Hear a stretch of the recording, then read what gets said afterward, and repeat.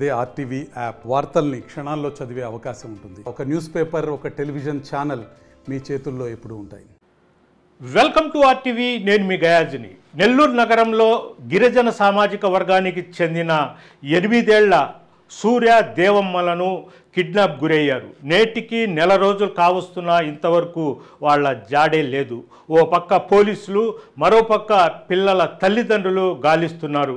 ఆ పిల్లలను ఓ మహిళ ఎత్తికెళ్ళినట్లు పోలీసులు అయితే అనుమానిస్తున్నారు. అయితే ఆ పిల్లల తల్లిదండ్రులు కాలినడకన మొత్తం అంటే కనీసము వాళ్లకు డబ్బులు కూడా లేవు. కూలీ నాలి చేసుకుని జీవనం సాగించే వాళ్ళు డబ్బులు లేక బస్సులో ప్రయాణించలేక వాళ్ళు కాలినడకన గ్రామానికి వెళ్ళి ఆ పిల్లలను వెతికే పనిలో ఉన్నారు. అదేవిధంగా పోలీసులు కూడా ఒక టీంని వేసి ప్రత్యేకంగా ఆ పిల్లల్ని గుర్తించడానికి ప్రయత్నాలు అయితే చేస్తున్నారు. ఇటీవల కాలంలో పోలీసులు కొన్ని అంటే సీసీ ఫుటేజ్లను కూడా సేకరించారు. ఆ సీసీ ఫుటేజ్లో ఓ మహిళ ఆ పిల్లలతో ఉన్నట్లు కూడా గుర్తించడం జరిగింది. ఆ మహిళ ఆటోలో ఆ పిల్లల్ని తీసుకెళ్ళినట్లు కూడా పోలీసులు అయితే అనుమానిస్తున్నారు. అయితే ఆ మహిళ ఏ ప్రాంతానికి చెందిన వ్యక్తి, ఈ రాష్ట్రానికి చెందిన మహిళ లేదంటే ఇతర రాష్ట్రాలకు చెందిన మహిళ అనేది కూడా పోలీసులు అయితే ఆరాధిస్తున్నారు. అయితే పోలీసులు ఈ కేసులో కొంత నిర్లక్ష్యం వహిస్తున్నారన్న విమర్శలు కూడా లేకపోలేదు. కేవలము యానాది పిల్లలు కావడం వల్లే పోలీసులు పెద్దగా పట్టించుకోవడం లేదు. అదే సామాజిక వర్గానికి చెందిన పిల్లలు, ధనిక వర్గానికి చెందిన పిల్లలు అయితే దీన్ని గడగడ రాష్ట్ర వ్యాప్తం మీదుగా హడావుడి చేస్తారు. కేవలము వాళ్ళు ఎస్టీల పిల్లలు కాబట్టి పోలీసులు పెద్దగా పట్టించుకోవడం లేదన్న విమర్శలు కూడా లేకపోలేదు.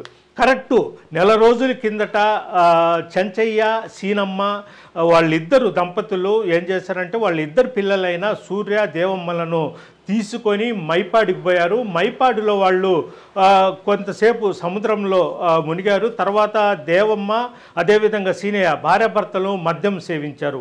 ఆ సమయంలో వీళ్ళ వాళకాన్ని చూసిన ఓ మహిళ ఆ పిల్లల్ని మంచిగా చేసుకుని వాళ్ళకు కూల్ డ్రింక్లు, తినుబండారాలు ఇచ్చింది. అదేవిధంగా వీళ్ళు మద్యంలో తూగులాడుతుండటము, ఆ పిల్లలు అక్కడే సముద్ర తీరాన ఉండడం మొత్తము ఆమె పసిగట్టి చీకటి పడ్డాక వాళ్ళందరినీ తల్లిదండ్రులు పిల్లలతో పాటు వాళ్ళని నెల్లూరులో వదులుతానని కూడా అందరినీ ఎక్కించుకొని నెల్లూరు రావడం జరిగింది. ఈలోపు రంగనాయకులపేట గేట్ వద్ద రైల్వే గేట్ వేసి ఉన్నారు. అయితే తల్లిదండ్రులు ఇద్దరు మంచినీళ్లు తాగుతామని ఒక దుకాణం వద్దకు వెళ్లేలోపు గేట్ ఎత్తేయడము, ఆటో మాయమవ్వడం.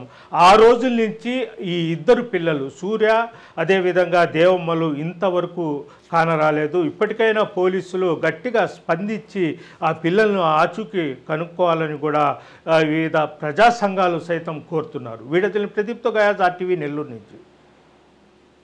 మరిన్ని వీడియోస్ కోసం ఛానల్ ని సబ్స్క్రైబ్ చేయండి. లేటెస్ట్ అప్డేట్స్ కోసం వాట్సాప్ ఛానల్ ని ఫాలో చేయండి. అండ్ లింక్ డిస్క్రిప్షన్ లో ఉంది.